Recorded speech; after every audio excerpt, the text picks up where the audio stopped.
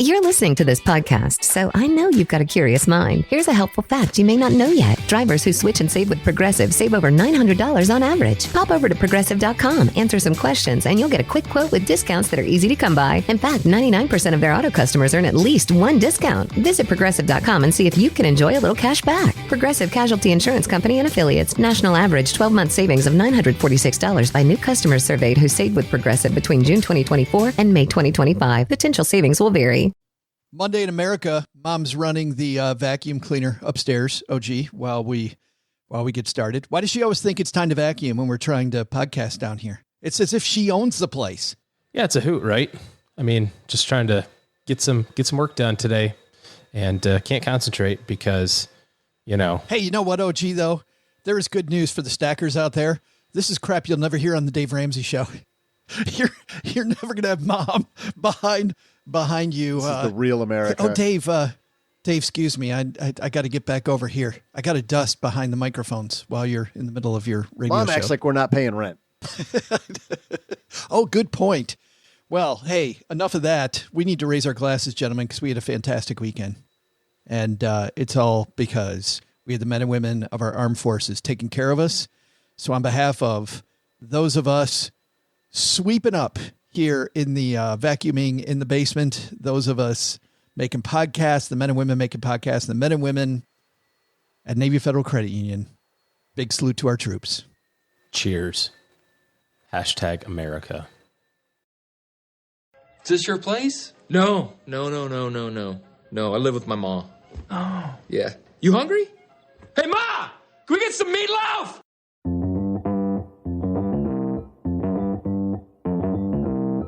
Live from Joe's mom's basement, it's the Stacking Benjamin Show.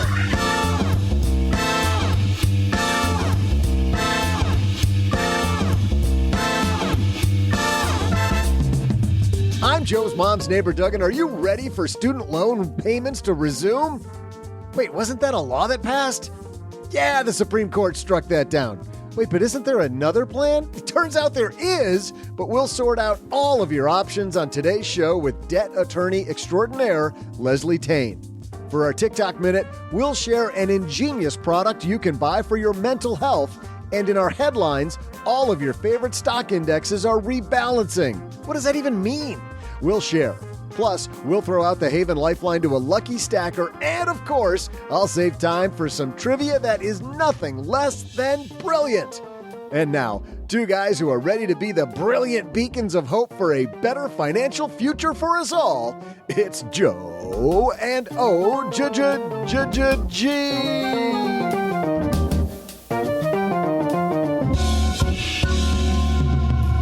Hey, Doug, turns out the hyperbole in your open goes to 11. Fantastic. Oh, yeah. Oh, I'm just getting warmed up. Welcome to the Stacking Benjamin Show, the greatest money show on earth. I am Joe Saul-Sehy, High Average Joe Money on Twitter. Easy for me to say. We have got the Monday awesomeness coming your way with Leslie Tayne working through what's going on with student loans. Turns out, OG, they're going to be asking us for money now. If we've got student loans, apparently we got to pay those. 1 star. I got to give this whole student loan process 1 star. Not a fan of student loans? No. Well, I'm a fan of student loans. I'm just not a fan of this idea of repayment. Interest. Right. Yes. I'm very interested in not repaying. How do I continue that strategy? And Leslie will be coming down the stairs to the basement here shortly. But before that, OG, I think we seriously need to have a talk with Mom about the rules. I thought maybe we sit Mom down and we talk about vacuuming the basement. Maybe we tell her a little bit about this. In business, there is no room for guesswork. Every shipment matters. Every deadline counts. And when you're trying to keep operations running smoothly, the last thing you need is uncertainty. That's why reliability is at the core of USPS Ground Advantage. From the moment your package is first scanned in, it moves through a secure nationwide network, aiding in a timely and accurate delivery. You get near real-time tracking so you can keep up with your shipments. And with affordable upfront pricing, there are no hidden fees or surprise surcharges to throw off your cost sheets. It all adds up to predictable deliveries, you can depend on, because knowing your logistics are handled lets you focus on everything else, your customers, your team, and the future you're building. Visit USPS.com/Ground Advantage to start shipping with confidence. USPS Ground Advantage. We mean business. Don't you think that would help her a lot? I don't think she'll get the message. If she took advantage of that thing that we just played, you know, that thing that magically appears at that spot. Yeah. Right I there. don't think she'll get the message though. Well, you know, that's like the left hook. Then we hit her with this. I had a breakfast mentoring meeting yesterday with a young woman who was just amazing. She is graduating from college with a degree in wealth management, and she reached out hoping for some pointers. And listen, if somebody's in Texarkana and wants to go into this beautiful field of personal finance and helping people get their money together, that is incredible. But even more incredible is how she reached out, how she was trying to network.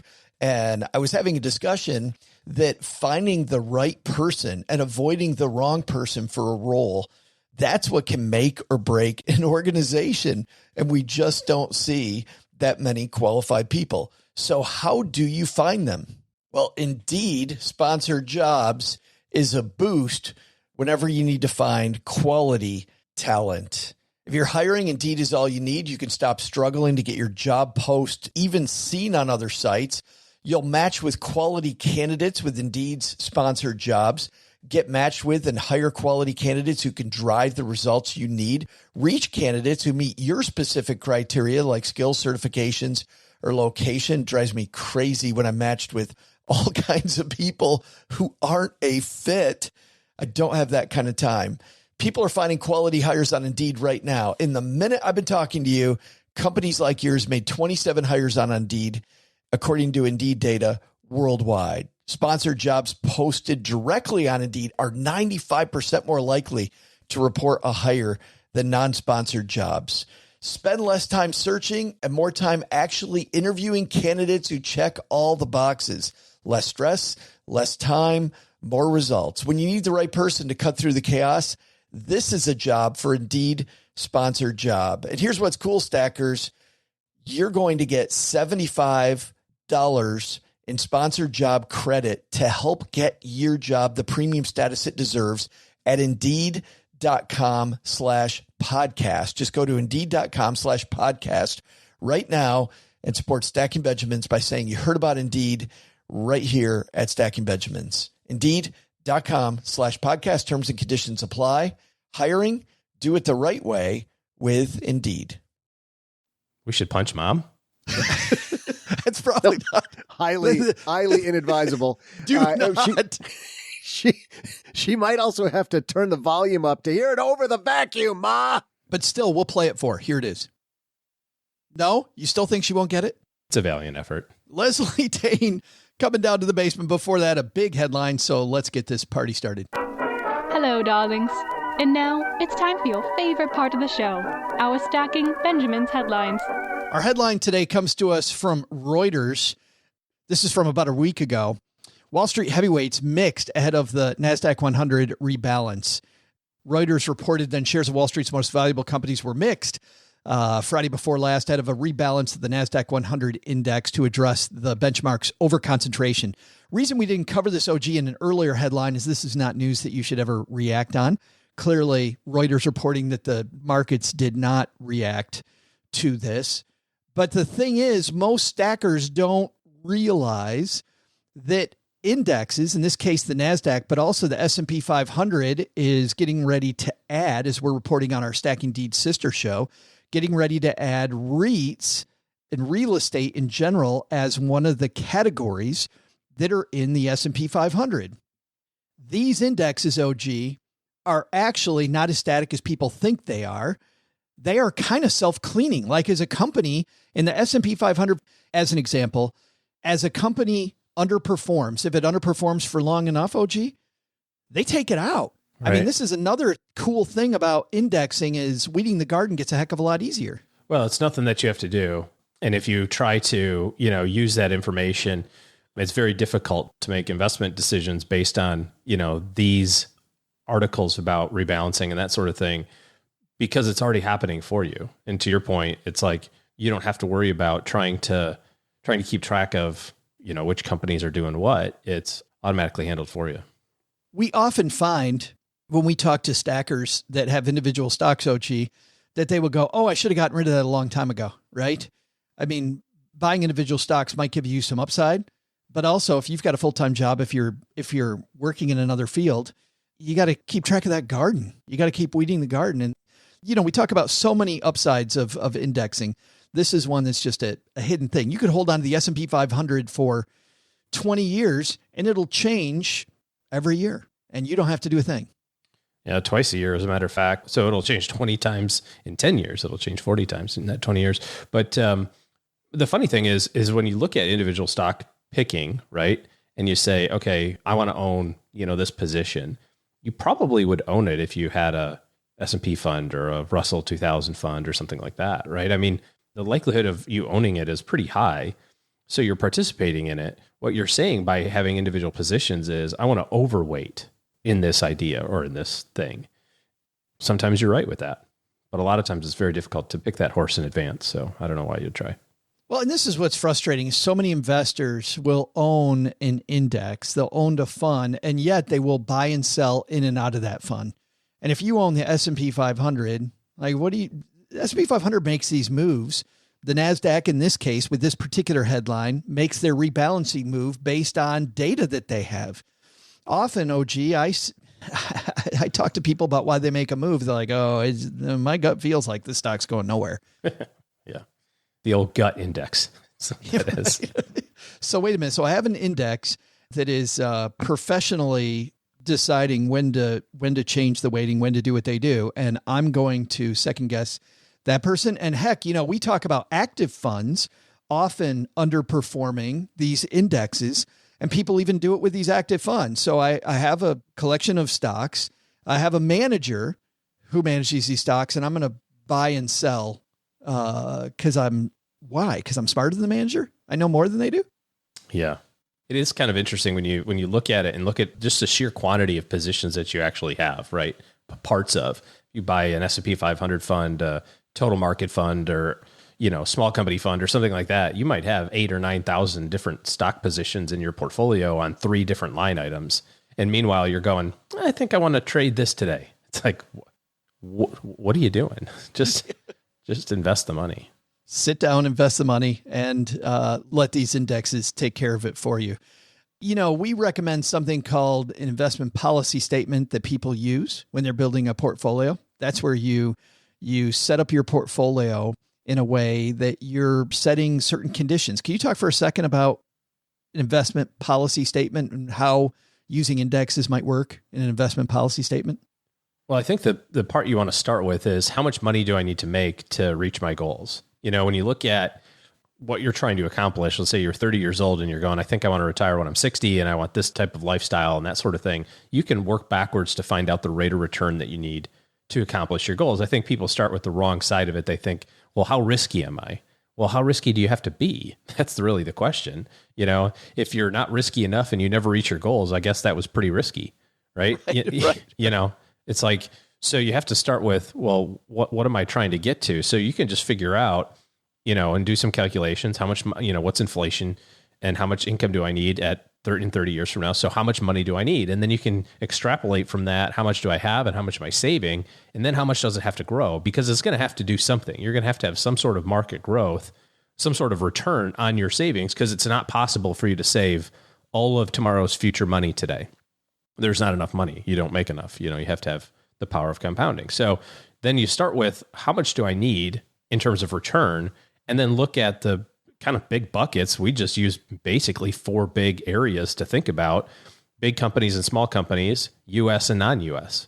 So you can kind of make a little quadrant there of those things and say, well, what allocation or what percentage of those big rocks allows me a high likelihood of getting the return I need for my 30-year time horizon? An investment policy statement is just you writing it down on a piece of paper that says, I will do this. It doesn't have to be fancy. It doesn't have to have, lots of pages or disclosures or anything like that. I mean, just write it on your mirror with lipstick or something. I will invest 60% of my money in large U.S. stocks. That's how OG did it right there. That's He it. just took his lipstick out and put it on the mirror, and you've got it. We love this way of investing because I know a lot of the stackers out there, especially the new ones, are like, how do I know when to use these indexes? Don't start there. I love starting with what you need because then the indexes pick themselves. Because then you're asking the question, OG. The question you're not asking is this good or bad? You're asking the question, does this meet my end goal? Yeah, does it and fit? So, yeah, things will weed themselves out. Instead of freaking out about all the different investments out there, we will dive more into that in our newsletter, the 201, that comes out every Tuesday, Thursday. And we have Kate's birthday bash going on right now. Our marketing director, Kate, who is having a milestone birthday. We're giving away some Sennheiser headphones. So if you've been thinking, you know what, I really need the 201, but I keep forgetting, now's a good time. You want to get in there by Saturday of this week to make sure that you get registered. If you already get the 201, we remembered you too. Kate said, hey, if they refer a friend, we'll give them and the friend also a ticket into our giveaway for the Sennheisers. Head to stackingbenjamins.com/201 or stackingbenjamins.com/birthday bash. Either one of those will get you signed up. And by the way, if you get the 201, remember, use your own referral code to make sure that you get credit. And that is inside every episode of the 201. You just click in the 201, go about halfway down, and you'll see your own referral code is right in the one we send you. Everybody gets one that's a little different. Time now for our TikTok Minute. This is the part of the show where we shine a light on some TikTok person either sharing something brilliant or hashtag brilliant online. OG, I'm going to ask you not the regular question. Do you prefer spending money on experiences or on things? Yes. Correct. They say He that was answering that before you even finished. Do you prefer spending money? Yes. Yes. I'll take it. Oh, I'm a fan. Yes. I'm a fan. Well, how about something like this that maybe bridges a couple things. It helps out with family relations. It makes sure that you have a great experience. And well, let's listen in. This is a service that this guy provides that some of our stackers might be interested in. Okay, for $500, we arrest you in front of your wife or your girlfriend. We come in hot. Police cars, siren lights, uniform, handcuffs, radio going, read Miranda. We'll even tase you for an extra $25, but there's a different waiver for that. We leave under very confusing circumstances, so it's hard for them to track you down. We take you to a campsite that's paid for, tent, beer, bait, fishing license, fishing equipment, and on Monday around noon, we release you at the Waffle House, and we just say it was a big misunderstanding. Okay, for How about that, huh? Sign me up.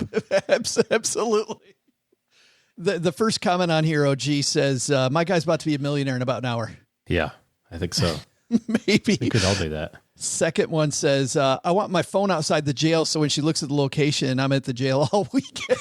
just like somebody thinking this completely Somebody through. has thought this through. There's a little Dropbox, little locker, like at when we were at Cedar Point, where you put all your stuff, and it's just a little locker, and then you come and unlock it. Come get your. It is, and by the way, lots of women on this saying, "Why does that have to be boyfriend or husband?" I want this deal. I think you're missing half the audience if you just go with the men. In fact, there's a woman says, "Is there a weekly or monthly package? I want the platinum." It would be funny if like every third week your boyfriend or girlfriend's getting tased. How come it's a misunderstanding every second week? Every time. Yes. Might end up being better for your health to just get out of the relationship. Oh my God. The next one says, who do I call? And can I pay double to stay longer? That'd be other people asking if it can be at work. Yeah, this guy's not charging enough. No, clearly far more demand for this than we thought. Well, coming up next, we've got the student loan crisis back in the headlights. This thing that I might have to repay my debt. What the heck is that all about? OG, attorney extraordinaire Leslie Tayne going to join us. But before we get there, Doug, I think you've got some trivia for us. Sure do, Joe. Hey there, stackers. I'm Joe's mom's neighbor, Doug, and I'm hoping Leslie Tayne can clear up all this confusion about student loan repayments because I am super worried about mine. Seems like the only people who truly care about me aren't Joe and OG or even Joe's mom. It's my student loan servicing company. Yeah, they call me nonstop. Plus, I truly worry about repayment. I mean, who can afford to even add in a student loan payment with all the inflation we've had? But I know I'm not here to complain about student loans. I'm here with your trivia question. So let's tackle that, shall we? And to tie this into today's show, let's go with a student loan question. Which profession's practitioners take out the highest amount of student loan debt? I'll be back with the answer right after I call and see just how much my loans are going to cost me each month.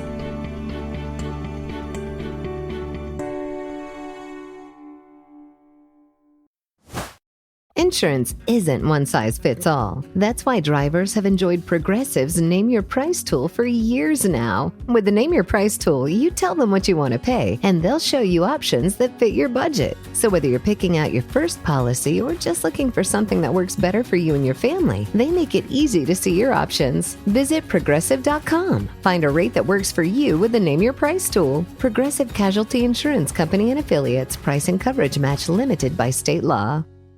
What would you do if your online store converted 36% more shoppers? You could take 36% more vacation. Another pina colada? Yes, please. Open a new retail location with 36% more square feet. Fantastic. Hire 36% more help. You're hired and you're hired. Shopify has the world's best converting checkout, up to 36% better than other e-commerce platforms. What you do with those extra sales is up to you. Switch to Shopify today at shopify.com/listen and get a $1 trial. Shopify.com/listen.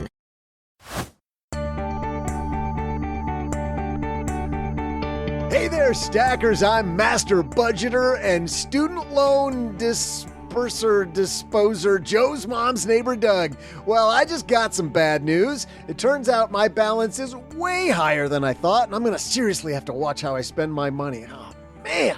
The last time I had a conundrum this big, it was the time I had to choose between the popcorn shrimp appetizer at the Sizzler and the coconut shrimp. And everyone knows I love them both. Well, I can't solve this one the same way by ordering both.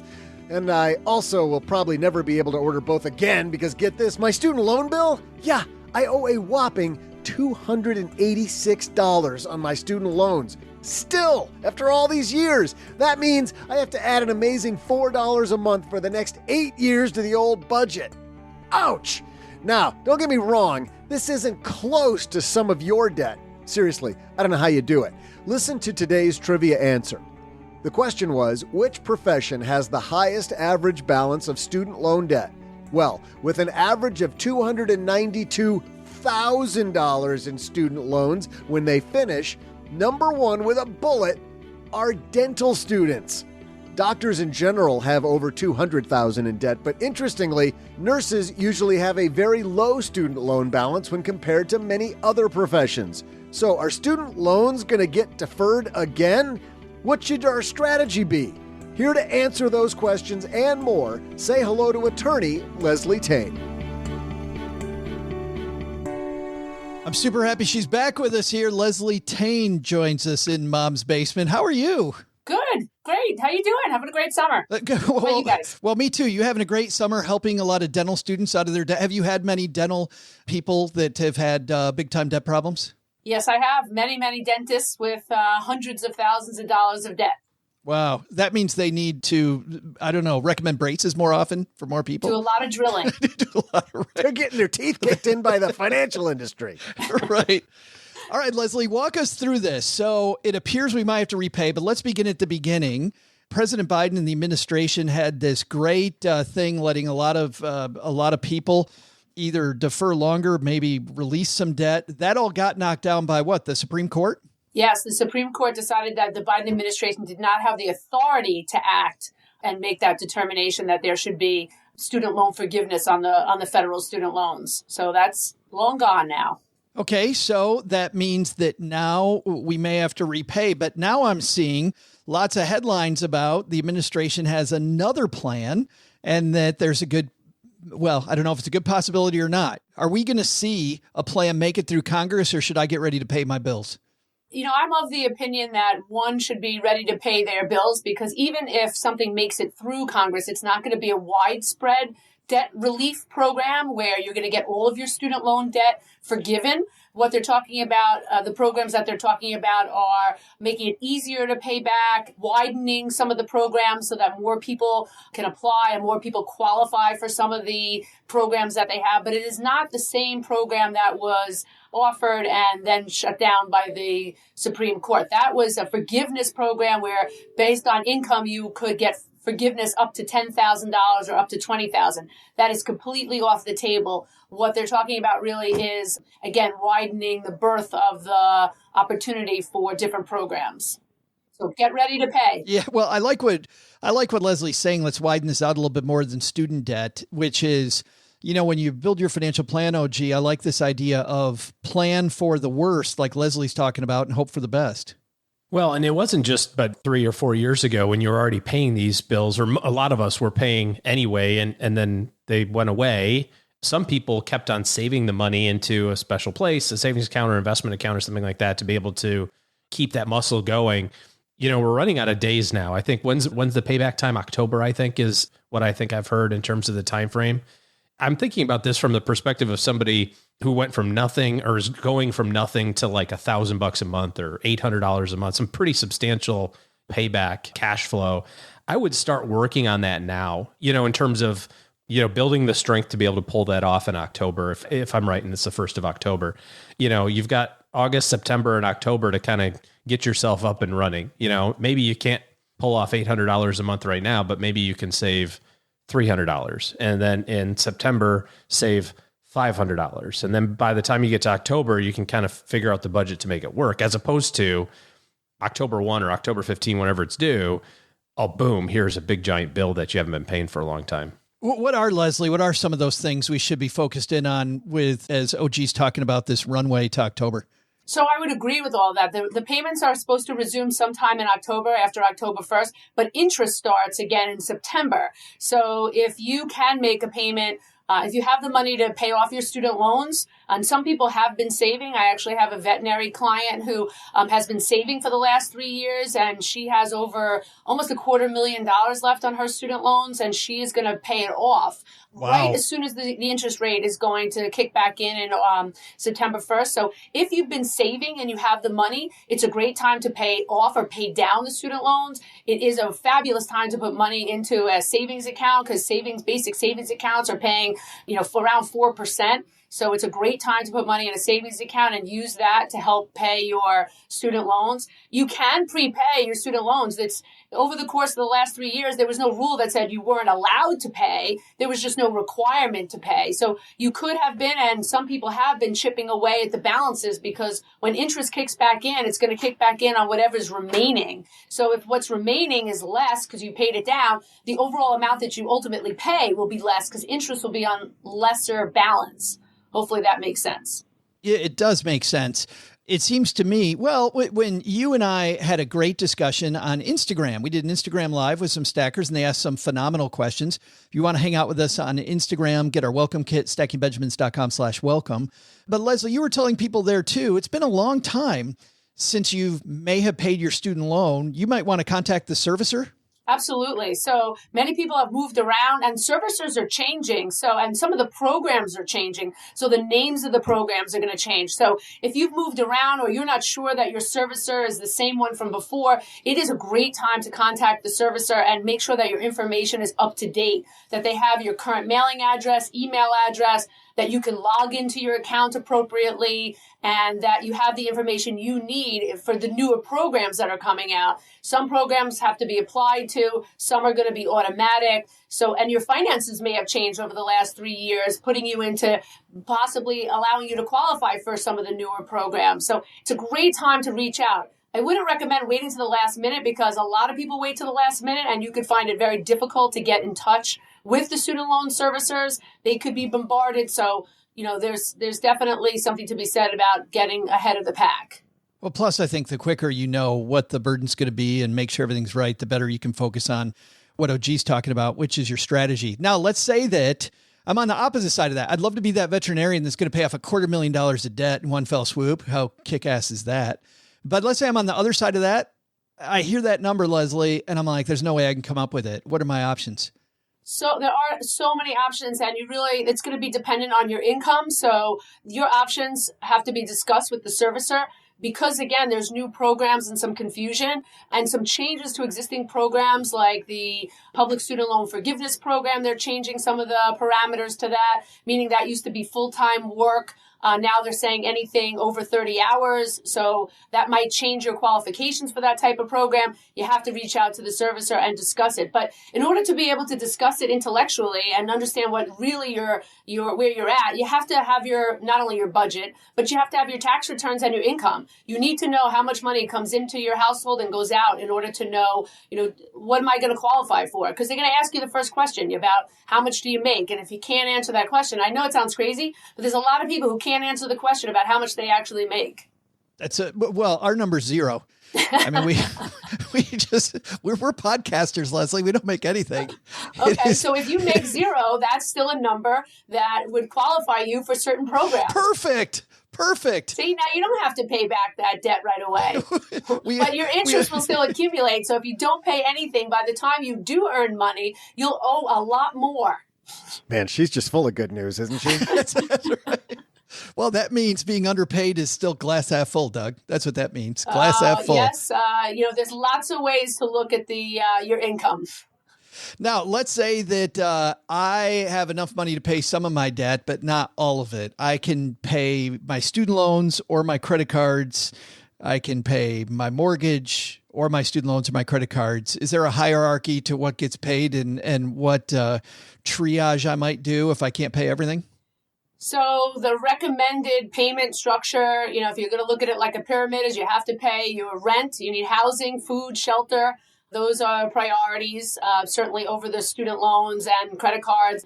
In the general public's view, it would be your best interest to be able to, keep a roof over your head. If you're at the point where you're having trouble really meeting your basic needs like that, you're in a different position. And, at that point, you really have to take a look at what's going on, what the income is, and which ways you can try to turn that around and cut expenses from either taking in roommates or living with family or consolidating your bills some way, extra jobs, trying to earn more money on side gigs or other things. You have to obviously take care of your basic needs. But when it comes to making decisions about, let's say, student loans versus credit cards, there's not necessarily a right way, which works best. Some people come to me and they say that they're using credit cards to live off of. So they need to use the money to pay down the credit card so that they can then use the credit card to charge the things that they've been charging. So that's a budgeting issue too. So that's a cash flow and budgeting underlying issue. So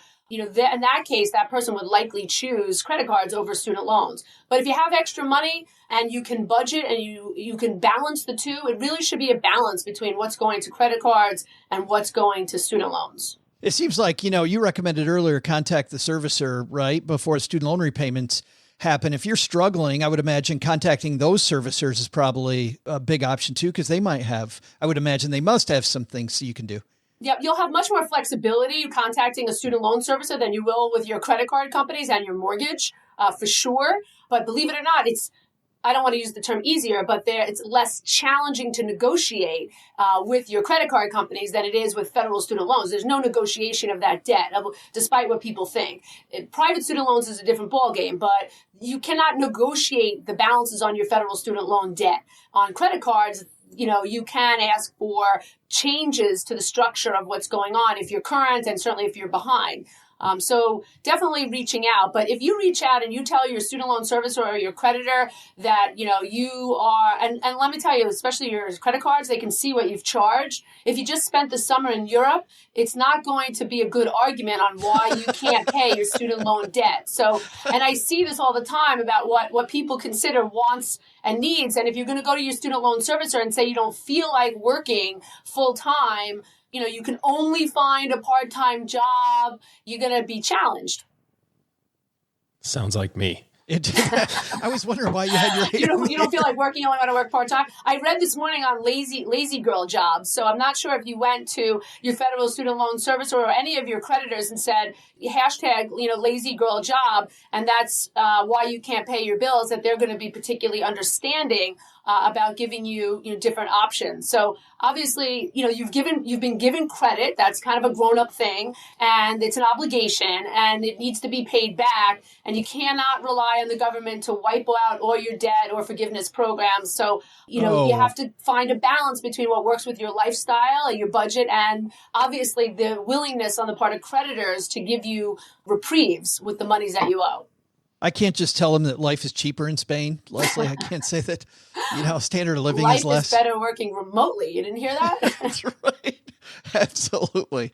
I was thinking about all of the new people that have graduated college since this took place. And I remember the difference when I was in college. There was a difference between subsidized loans and unsubsidized loans, right? In terms of how the interest is accumulated and that sort of thing. You mentioned earlier that the interest was going to kick back on in September. Is this one of those situations where it's like, I graduated in 2019. I've been deferred this whole time. I've never made a payment. Am I going to get hit with 3 years of interest all at one time? Or has this been zero interest the whole time and now it's just going to start for the first time? So I actually living that dream. Three of my children graduated from college during the last few years. So, and all of them have federal student loans. So it's not going to be an interest from the day of the original CARES Act back in March of 2020. The interest is going to start from September 1st. So whatever your balance is, if you owe 10 grand, it's going to be, interest from that 10 grand. So that would be quite a punishment. And then how would they calculate it? It'd be super complicated because interest rates, the challenge now is that interest rates 3 years ago were super low, historically low. Now they're historically high. So the challenge is that now that interest is going to kick back in, it's going to probably be at double or maybe even triple interest rates that you saw 3 years ago. So that's why paying it down would be the ideal position to take, because interest is now historically high and student loans do flow with current interest rates. I was going to say the furniture store figures out how to hit me with all that interest at the end of. Right. It's like when they say no interest, no payments for 12 months. And then at the end of the 12th month, it's like, well, that couch costs 3 times as much now because you didn't make any payments. I don't understand what happened. That would be challenging. It would be quite a job for the federal government to figure out everybody's interest. And considering everybody has, in some loans, have different interest rates, subsidized versus unsubsidized, that's who's paying the interest. But to figure that out but it would also be a bit of a punishment. I don't know that would fly. And I think that would be kind of like a kick in the behind, on the way out of having 3 years of no interest. The federal government kicks you in the behind every so often? Come on. Yeah, come on. Who knew? I've never experienced that on around April 15th, something like that. Leslie, if somebody's really struggling with debt, whatever type of debt, and they need better help in their corner, how do they find you? Lots of ways to find me. So certainly you can find me in any type of search engine with my name at TayneLaw.com, on Twitter, Facebook, Instagram, TikTok, LinkedIn, lots of ways to find me. And we always have really great suggestions. If it's not something we can help you with, we will send you to other resources. So feel free to reach out anytime. You can certainly send us messages, email us, and we're happy to talk about the different types of resources and where to find help with your student loans. Well, speaking of resource, thanks for being a huge resource for our stackers today and sorting this out. Unfortunately, it sounds like we should get ready to pay the bill. It is time to figure out. It's stressful. There's no doubt that a lot of people are panicking right now because budgets are tight. You talked about inflation. The cost of goods and services is up. Interest rates are higher. So interest rates are higher on anything that you're buying. So it's definitely a stressful time for those with debt and now facing student loan debt and repayments, especially if your income has gone up or you got married, that's going to be a consideration. So, a tough time for a lot of people, but, don't hide from it. Joe, I got a question for Leslie before she leaves.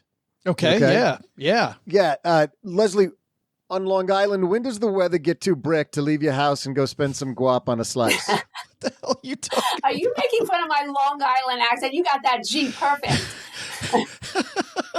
I am a master of voices here, and nobody believes it. Just so you know, Leslie, he's an equal opportunity. He'll do Wisconsin. He'll take So down. I'm not offended. I'm proud of my Long Island accent. So those who are not from New York think that it's like a Bronx or a Brooklyn accent, which it definitely is not. It is Long Island to the T. But it's no longer the 80s. So like that stereotype of a girl with like really big hair. So that's no longer your the hair case. is not nearly big enough. I'm never giving up this accent. She can't even try. We will link to Leslie on our show notes page at stackingbenjamins.com. So all those links that you're looking for, just head to our show notes page. Leslie, thanks for hanging out with us again and helping us. Of course. Thank you. Thanks for having me. Big thanks to Leslie for hanging out with us. Oh, gee, our average stacker's got a lot of planning to do in the next couple months. Yeah, I was kind of torn on this over the years. Should I pay it down? Should I keep on saving it? Should I invest the money differently? This payment amount that I've had. And I don't think that any of us could have predicted that interest rates were going to go up so much. And, maybe yours are fixed and that's great, or you refinanced them, but kind of everything's back on the table now again, like she was saying, trying to requalify for different programs and figure out what your payment's going to be. But not always is the lowest payment the best option, because the hidden thing that Leslie said there was that if you qualify for some sort of deferment, the meter's still running on interest. And when we hear these stories of people who graduated college with $200,000 of student loans and they're 50 years old and now they have $800,000 of student loans, the reason that happened was because they, the meter's running the whole time, and so there's a risk with saying, well, I'll take the lowest payment possible, because you may not be making any progress whatsoever. And, eventually they get you, they get you in Social Security at the end. So one way or the other, the government gets their money. So make a plan for it. Hey, let's throw out the Haven Lifeline and tackle some of life's most important questions. Our friends at Haven Life Insurance Agency, Doug, they put what you value first. Those really bright orange golf balls. So when the grass is long or the trees, you can actually find them in the rough. I was playing, Cheryl and I were playing disc golf the other day, and I threw one that I thought was right in a great, I couldn't find it. Like this big white disc, couldn't find it anywhere. It had somehow made its way like wedged under this little pile of leaves. Like I totally could, even if it were bright orange, I still couldn't have found it. You lost me at disc golf. When you finished disc golf, did you take out your hacky sack and start listening to the Grateful Dead? Oh my God. There's so many people play disc golf. You just offended like half of our listeners. That's the stereotype, but I've played it a couple times. It's a lot more fun than you think it's going to be. It's pretty I got to cool. tell you too, it's harder than you think it is. Yeah. I see these things that goes par 3. Yeah. I could hit that in 6. Mm-hmm. Like it is. I'm nearly as bad at disc golf as I am at real golf. Nearly as bad. That's not possible. You guys have both played real golf with me. I bet he's faster at disc golf, Roger. What are you talking about? I play bad golf fast. I play bad golf fast. I do not sit and line up my shot because I know it's going nowhere good anyway. How about Brian Harmon waggling the waggle counter on Brian Harmon at the Open? 11 or 13 or something. Yeah. Jeez. God. Holy cow. Hey, it says here it's your loved ones in your time. Okay, sure. We'll go with that. It's why they made buying quality term life insurance at Haven Life actually simple. Head to stackingbenjamins.com/Haven Life now for your free quote. Love what they're doing at Haven Life because they're committed to offering insurance the modern way. They have streamlined the questionnaire so it's very quick. It's all online. You get an instant coverage decision for affordable prices, and you get this done with a company that is insurance through Mass Mutual, more than 160 years old. stackingbenjamins.com/Haven Life. Get it done, people. Today we're going to throw out the lifeline to Anonymous. Hello, Anonymous. Hi, Joe and OG. I was wondering if you could explain more about the efficient frontier. I have heard you mention it, and I have looked it up to try to learn more. And I get the idea of sort of taking, I guess, funds, if you will, kind of the most efficient mix of funds or ways of investing to get to financial independence or whatever the goal is. But I could not figure out or understand what would actually be in someone's portfolio if they were trying to invest using sort of the efficient frontier theory, if I understood that correctly. So could you speak more about what that actually means? Thank you. Thanks for the call. And we haven't talked Efficient Frontier in some time. So what is it, and what type of investments is in your Efficient portfolio? Well, I think to kind of start this out, I think it's kind of interesting just to kind of maybe set the stage for what the heck are we talking about here? And at the easiest level, let's just kind of graph out the relationship of risk, or what we might call volatility, right? The ups and downs of your portfolio with how much return potential you have. Arguably, if you had all of your money in cash, you could kind of graph that and say, all right, very little volatility, very little return. If I had all of my money in the tiniest, brand newest individual stock in the universe, high return opportunity, high volatility, right? So those might be the two extremes of that graph. And so every point along the way is an opportunity to have a little bit more return with a little bit more volatility, right? So as you add more return potential, you're going to add more bouncing around, if that makes sense, a little bit more ups and downs. So as you look at all the different types of investments that are out there, and we could just start out with really simple ones, just say big companies and small companies.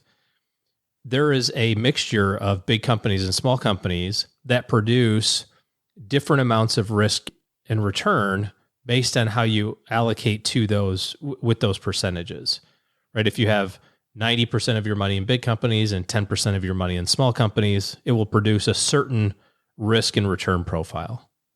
So as you add other asset classes, as you add maybe international investments, or you add brand new countries or, emerging countries, and you add big and small companies within those, or you add fixed income, or you get esoteric and start adding things like commodities or private equity or venture capital. And you can see there's lots of different asset classes that you can have here. The sprinkling of those things will add different risk and return profiles.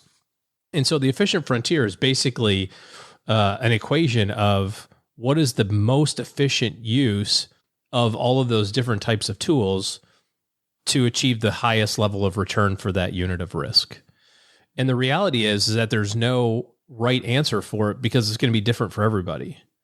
And it's different based on the parameters that you put in there. If you say, I will only allow us to use 5% venture capital funds, that's going to have a different risk return profile than if you say, I'll allow 50% venture capital funds, and so on and so forth. Well, it's also going to be different if you just say, I want to solve for an 8% return, period. I don't want to, I want the least risk with an 8% return, because I know 8% is what I need to safely reach my goal. Yeah. And so it's, you can start there and say, I want 8% to reach my goal. What's the right collection of stuff to get me there? But then also it depends on how many tools do you want at your disposal? Yeah. And so private equity, no, thank you. Right. If you start Xing things out, it's going to change the parameters. What's really interesting, I find, about the concept of the efficient frontier is that it actually doesn't end at cash. It actually ends, the most conservative portfolio that you can have that produces the best risk return profile is more of like a 20/80 portfolio. So you think about the graph, it doesn't go in a straight line. It actually ends at 20/80 and then curves back into the right, because it gets riskier with less return the less stock that you have below 20. So the most conservative that you should be is 20% stock. If you're like, I just want to be the most conservative I can, the right answer is about 20%. The other thing that's really interesting is that there's not a profound difference as you get past about 80 or 90%. Yes, 90% gives you more return than 80, and 100 gives you more return than 90, right? That makes sense. But you can tell that the curve sort of flattens out at that point. So you make big changes when you go from 50 to 60%, or 60 to 70, or 70 to 80, and smaller impacts to your overall return when you go from 80 to 90 or 90 to 100. But all of this to say, I think, Joe, you kind of cut to the end of this, which is you start with, what do I have to do to reach my goals? That's really where to start with all of this. Because if you start with what's the right allocation, the answer is it depends. Like it can be all over the board depending on what you're trying to aim for. So starting with the right return profile that you need to reach your goals, based on how much you can save and based on how much you already have saved and the time that you have, I think is a better place to start because it will narrow down your choices from infinitely all of the investments available to you to what are the ones that make the most sense. People are wondering where to get these tools. You can find those on a lot of the traditional asset manager websites. You'll find some basic tools around what's my better asset allocation. There's a website called Portfolio Visualizer. It has a lot going on under the hood. So you'll need to do a lot of toggling. You'll have to spend a little while there, but you go to Portfolio Visualizer. But any good financial planner will also have those tools available and will be able to show you, okay, here's the investments you have that are working. Here's the ones that might need to move to reach that either better sleep at night factor. Because really, you're going to get two things, OG. You're either going to get less risk, same return, which is great. You'll sleep better at night, or better returns and no more risk than you're taking now. I mean, those are two basic things, but really what you're going to get is you'll start off with the goal of what you want. It'll be a separate point, and then that'll show you, okay, these are the investments historically that got you there. And then you start having a discussion about which investments need to stay and which ones need to go, because these ones work and these ones don't. So it becomes much easier to decide what asset classes I'm leaving. And to be clear, this doesn't recommend like General Motors stock. It's just going to say large company stock or large company. Well, yeah, stock. I mean, and you can do that with individual stocks too, right? I mean, you can create that thing. The overall, my thoughts on all of this have changed over the years, and being exactly technically perfect, I think, is pretty impossible. It is impossible. And I mean, really the point that drove this home for me. So the guy who created all this stuff, his name is Harry Markowitz. He was awarded a Nobel Prize. He knew all of this, and not only knew it, but he proved it. And still, if you asked him how his investments were, he was 50-50. So he doesn't use it. Well, I'm sure he did to some extent, but he didn't use it to like get to the, exactly where's the finest point. Yes. More and more research and I think just all of our anecdotal collective wisdom suggests that everybody knows the right answer to a lot of this stuff. There are some people who don't know. So I will completely disagree here. Well, let me finish. Yeah. What I mean by that is we know that we need to save money. We know that we need to invest money. We know that we need to stay away from credit card debt. And we know we need to, live within our means and those sorts of things. And yet we still do things that are anti that. And no amount of like efficient frontierism and being exactly technically perfect on your asset allocation is going to make up for the fact that you're $1,000 a month short of your savings. Right. You can get, and this was also studied, the asset allocation accounts for 90% of your return. Right. And so that's kind of the big thing that everybody points to. It's like, well, this is the thing that matters the most. The stock selection and timing and all that is like the other 9%. And that's true when you look at all of the other things being equal.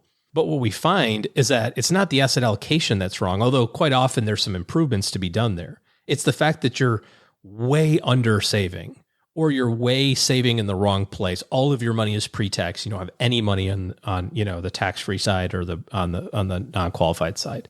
I agree with all that. That's what I mean by we know. There's far fewer people I think that I run into that are like, okay, I've saved $11 million. It's all in cash. Now what? And far more people that I run into that are like, okay, I kind of sort of did what I could on the investment stuff. Sure. But I only am saving $200 a month. How am I doing? It's like, well, you're way behind. That's in the real world though.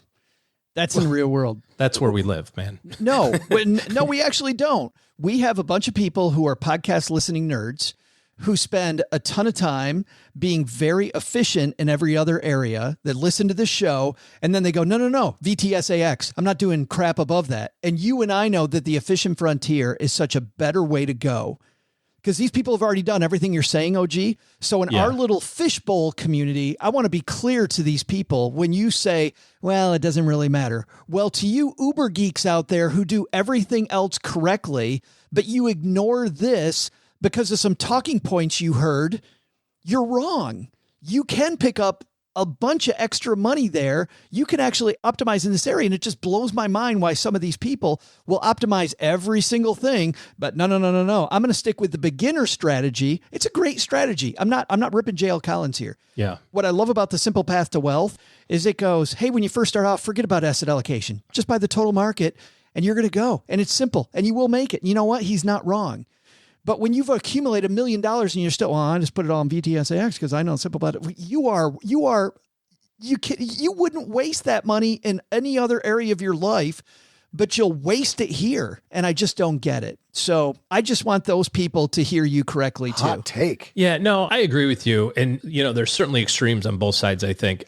I suspect that in the general population, which includes people who don't listen to money podcasts, or in the general population, you're spot on. Yeah. And then in our space, I think that there's probably a little bit of both, although it would err to that side. It's no different than saying, I'm never going to use credit cards because, Discover Card points never got me retirement money.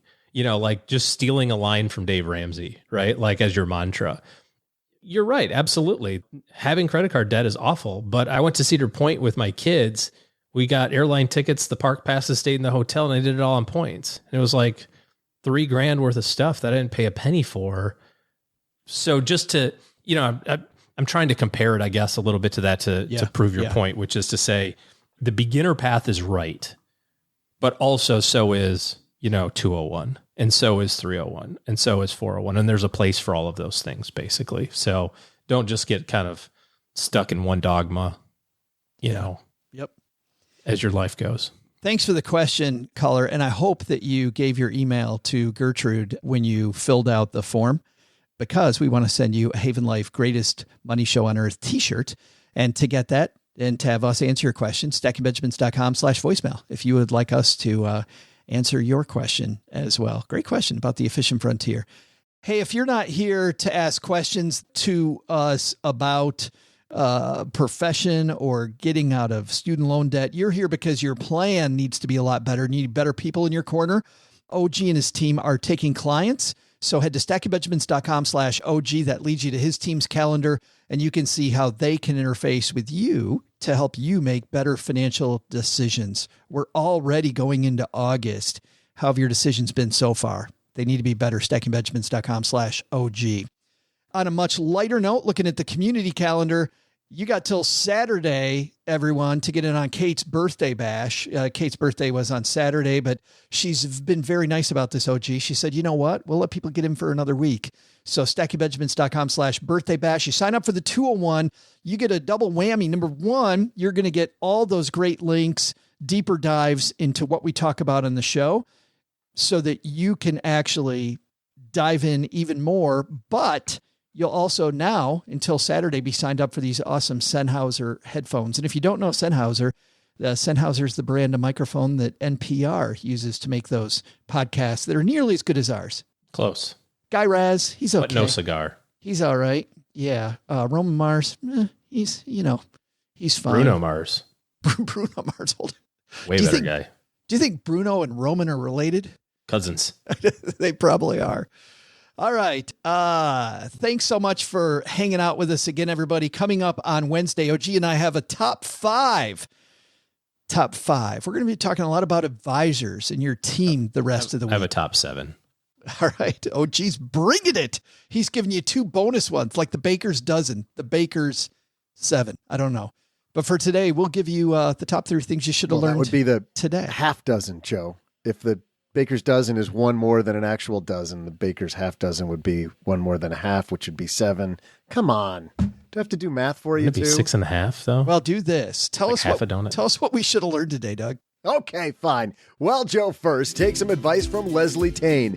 Even if student loan debt relief does make its way through Congress, you should always have a plan to pay it off without help. If help does come, so much the better. But if you plan for help and it doesn't arrive, well, then you've got a big problem. Second, why use indexes for your investing? Well, among all of the other benefits, they're self-cleaning. Who has time for managing all the little things when an index can take care of it for you, and for a lower fee than most other options? But the big lesson?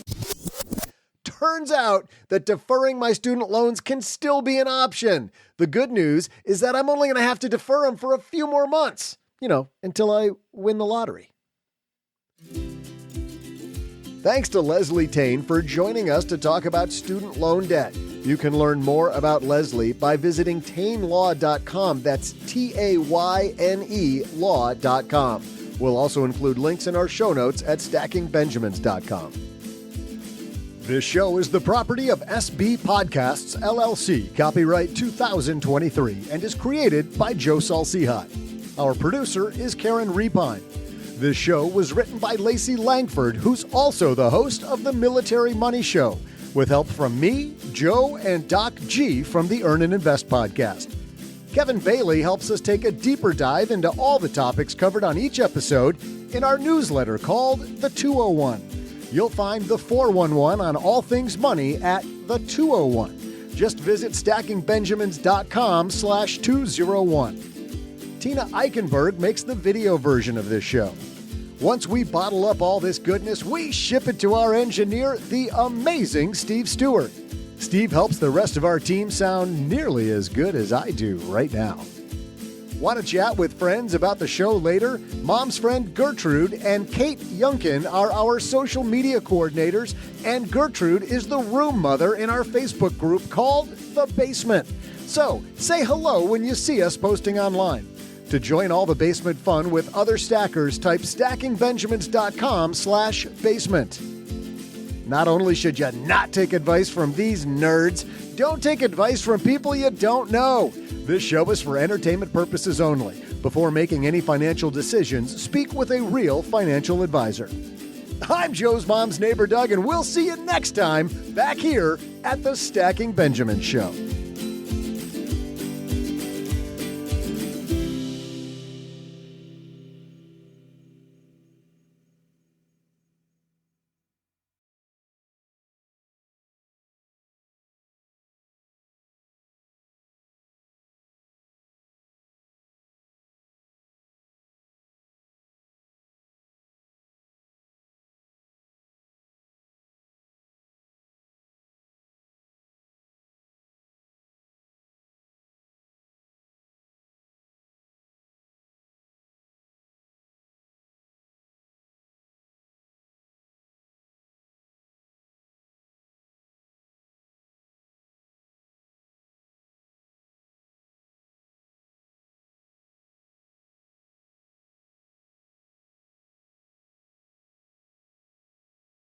Doug, that clearly your definition of a huge amount of student loan debt might be it's crippling to me. Might be a lot of people listening to that going, no, I think I'm closer to that dental number than to the Doug number. Hey, the inspiration for why we were talking about that in the trivia wasn't just that Leslie was here. It was also, I remember OG in my early days as a financial planner, and we were having some meetings, and some of them would just go very bizarrely. I remember so many bizarre things, but this one, a friend of mine named Paul, fellow financial planner, was super excited because he had an estate planning issue, which generally, much like people in the healthcare professions will get excited when they see a condition they don't get to work on much, and they're able to help somebody in an area where maybe somebody, didn't know where else to turn. OG, when somebody has an estate issue, that can get kind of complex. And if they tell you on the phone, they're coming in because of estate issues. And this was about stock in the company they work for, General Motors, which a lot of people in the, of course, Detroit area work for GM. So Paul comes out of this meeting and goes, oh, they had an estate planning issue. All right. Here was the problem. They had 3 kids and they needed to figure out how to divide the shares evenly among the kids. And Paul said to the client, okay, let's dive in. Let's figure this out. Cause I've helped people with this before. They're like, well, here's the problem. We have 3 kids and we have 2 shares of GM. How do we separate 2 shares among 3 kids? And Paul said, we can do this one of 2 ways. We can buy a 3rd share, Or Paul pulled $40 out of his pocket and said, here, I'll solve this problem. Or you could have the estate sell it and just divide the money. And that was their complex estate planning problem they couldn't figure out without, and don't get me wrong, guys, I'm not making fun of clients. People have issues, but that one, OG, might have been solvable. I remember I was in a meeting with a young advisor. Part of my role at American Express when I was there was to train new advisors. And so the protocol, the way that we did it back then, was mostly on the job training, right? It was like, I will do all of your stuff and you just sit there and watch. And we had a client, and I don't remember for which advisor this was, but we had a client meeting and it was about their insurance and risk management. And they had a whole life policy that was not a good fit. We had kind of done the analysis and they didn't need the whole life policy. A term life policy would be fine. And the whole life policy was drawing so much cash. You know, I mean, they were putting some big number, you know, $800, $900 a month into this thing. Yeah. And it's like, well, now if we knock that down to term, you have $850 a month to invest, and that's going to go in your Roth, and you're going to increase your 401k, and you're going to send your kids to college. Like this, all the whole plan hinged on, let's get rid of this whole life policy because you didn't need it. And so we go through this whole thing about term and whole life and you know, kind of dovetail into the cash flow nature of it and everything. And when you have life insurance, you don't want to get rid of the existing one until you get the new one in place. Yes. Right. Because you don't know. I mean, you don't want to cancel one. You may end up needing it. So anyway, so we do the whole application thing. It all comes back approved. You know, everything's great. So the client comes back in. This is a big deal for this advisor because, you know, the whole plan, the relationship hinges on let's get rid of the New York life policy. Free up all this cash flow. Free up all the cash flow. And then you can accomplish all your goals. You know, this is it. And so the insurance gets approved long before the days of instant approval and do it online and all that sort of stuff. So the client's back in and we're like, okay, so we're just going to sign this. And then this takes the new policy. And then we're going to sign this. And this tells New York Life that you're going to cancel this policy. And then we've got this stack of forms here. And this will direct all that cash that you've been saving into all these other financial goals. You're going to open a Roth. 401k, Roth IRA, boom, boom, boom. And, you know, I just distinctly remember like the sliding the paper across the desk, right? It was like, and sign right here. And the woman looks at it and she says, well, so we're going to get rid of the New York life policy. I went, yep. That's I mean, we're trading it. We're not getting rid of the insurance. You still have insurance. It's still the same amount. It's still the same coverage, so on and so forth. But this is less and et cetera. And she looks up and as plain as she can say goes, but New York Life is the company that you keep. And I almost spit out my coffee. I was like, wait, did you just regurgitate a marketing line, a slogan? She should have followed it up with ba-dum-bum-ba-ba. Yeah. It's McDonald's. It's like, I know it is McDonald's, but if she's regurgitating messages, I'm like, that's a marketing slogan, right? I mean, and she's like, no, you're supposed to keep it. It says right there, it's the company you keep. I had to excuse myself. I had an urgent meeting back on planet Earth.